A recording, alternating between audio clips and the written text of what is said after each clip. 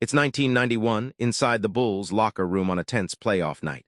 Phil Jackson, the coach known as the Zen Master, watches Michael Jordan pace quietly. Everyone's wired, but Jackson's voice cuts through. Clear your mind. Trust the flow. What if basketball wasn't just a game? What if beneath every pass, shot, and play was a spiritual lesson waiting to shape your entire life? Let's uncover how Phil turned hardwood chaos into sacred clarity. Basketball's more than drills and stats.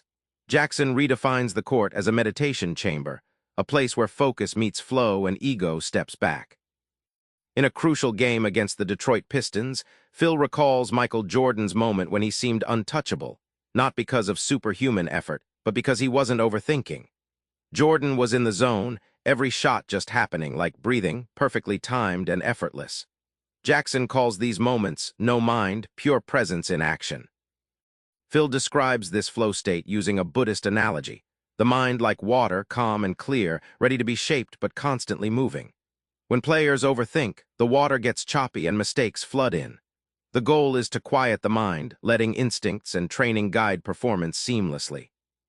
The payoff, when a team embraces this Zen attitude, it transcends individual talent. Jackson's Bulls weren't just Michael's show, they became a collective force where trust and unity amplified greatness.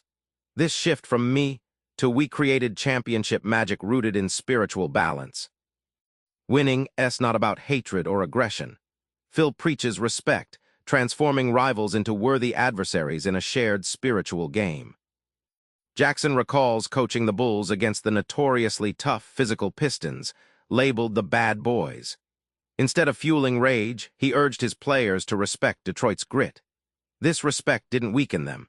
It honed their edge, turning intensity into controlled power rather than reckless fury. Phil compares respect in competition to the Japanese martial art of Aikido, where an opponent's energy is redirected rather than blocked.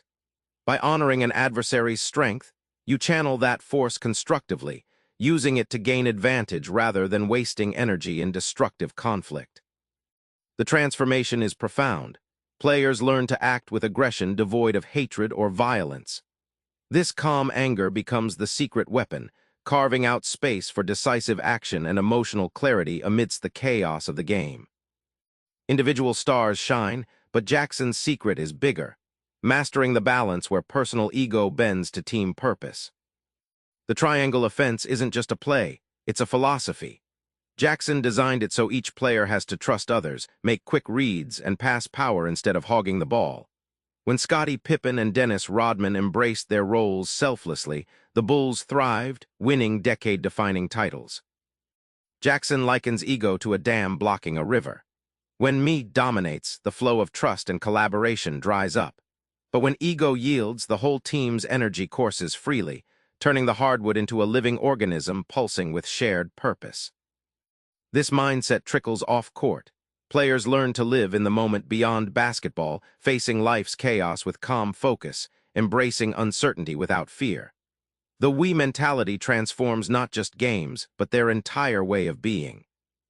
Remember Michael Jordan's quiet focus from the locker room? That's your invitation. Sacred Hoops shows us basketball is a mirror to life's deeper game. Stay present, honor those around you, and put the team above the self.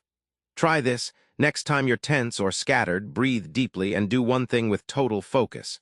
It's the start of your own sacred flow. Subscribe for more book summaries like this one.